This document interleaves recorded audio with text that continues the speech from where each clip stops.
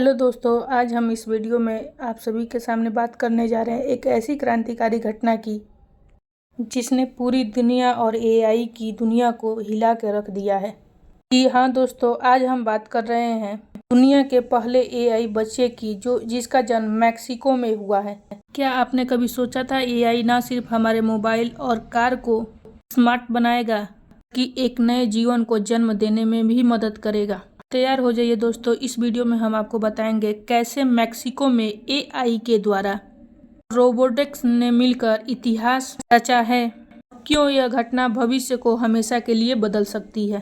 चलिए दोस्तों, बिना किसी देरी के शुरू करते हैं इस अनोखी कहानी को। क्या घटना हुई है, क्या है पूरी कहानी। तो दोस्तों, कहानी यही से शुरू होती है कि दुनिया में पैदा हुआ है पहला एआई बच्चा।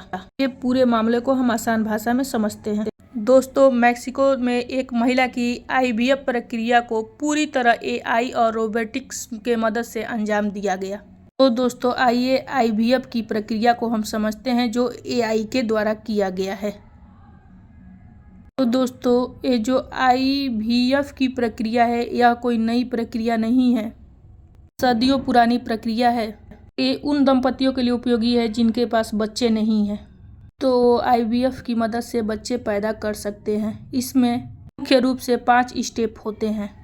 जो स्टेप होता है महिला 5 स्टेप मुख्य होती है। जो पहला स्टेप होता है महिला के ओवरी में से अंडे का चयन करना, यानी ये आपको भी स्क्रीन पे दिख रहा है ना, ओवरी, इसमें से अंडे का चयन किया जाता है। इंजेक्शन के माध्यम से होता है। दूसरा स्टेप होता है पुरुष के जो स्पर्म होते हैं उसका सिलेक्शन करना। फिर दोनों का मिलान कराया जाता है, एक का और स्पर्म का, जिसे हम निषेचन बोलते हैं या इंग्लिश में फर्टिलाइजेशन बोल सकते हैं। जब निषेचन होता है तो भ्रूण का विकास होता है और भ्रूण के विकास होने के बाद हम मॉनिटर करते हैं। भ्रूण जब क्या होता है विकसित हो जाता है तो उसको हम गर्भाशय में प्रत्यारोपण कर देते हैं। ये होती है आईवीएफ की प्रक्रिया। और इस प्रक्रिया के 9 महीने बाद एक स्वस्थ बच्चे का जन्म होता है, यानी जब पूरे 9 महीने हो जाते हैं तब एक स्वस्थ बच्चे का जन्म होता है। लेकिन ये पहले डॉक्टर्स के द्वारा किया जाता है, लेकिन अभी ये पूरी प्रक्रिया एक एआई के द्वारा किया गया है। इसलिए जो मैक्सिको में बच्चा पैदा हुआ है उसे एआई बच्चा कहा जा रहा है।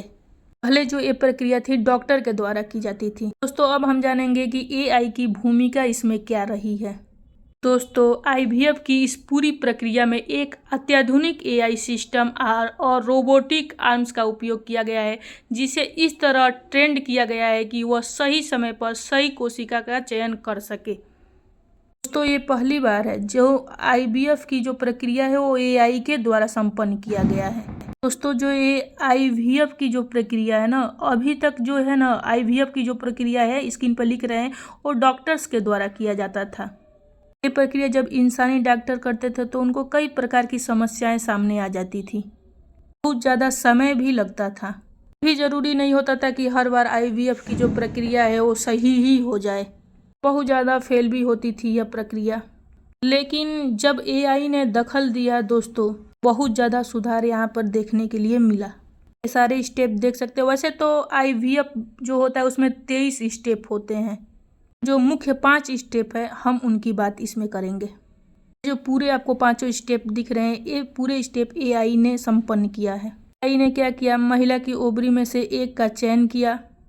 जो दूसरा स्टेप है वो शुक्राणु का चुनाव किया, स्पर्म का चुनाव किया। बहुत ही कठिन काम है, जबकि जब ये इंसानी डॉक्टर इसे करते थे। उसमें से लाखों स्पर्म निकलते हैं, उसमें से एक हेल्दी स्पर्म का चयन करना कितना डिफिकल्ट बात होता है।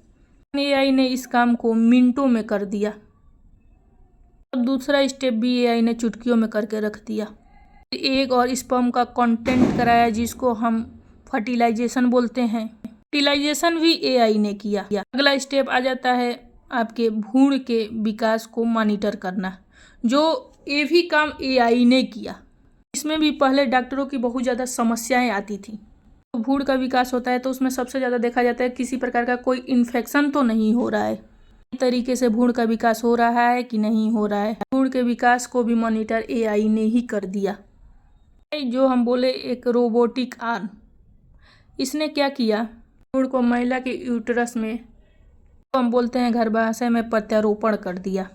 इसने किया है, तो ये सारा काम जो किया है वो किया है एआई ने, यानी गर्भाशय जो है उसका प्रत्यारोपण भी एआई ने कर दिया है।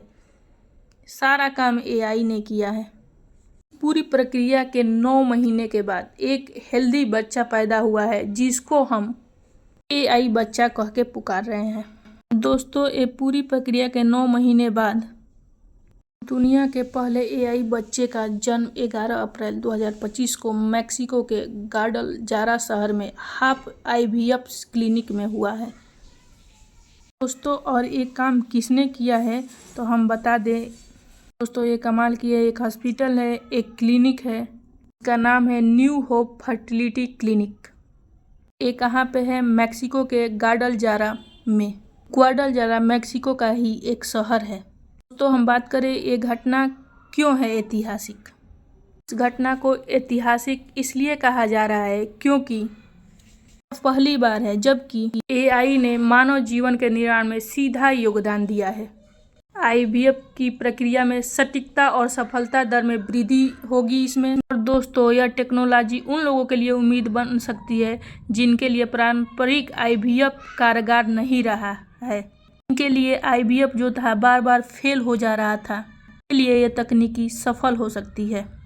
ये टेक्नोलॉजी जो है वो आईवीएफ जो है उसको सस्ता, तेज और अधिक सटीक बना सकती है। दोस्तों, लाखों दंपति ऐसे हैं जिनके पास संतानें नहीं हैं, उनके लिए बहुत बड़ी उम्मीद इस तकनीकी के द्वारा स्थापित किया जा सकता है। दोस्तों, भविष्य में तकनीक दुनिया भर के मेडिकल सेंटर्स में अपनाई जा सकती है।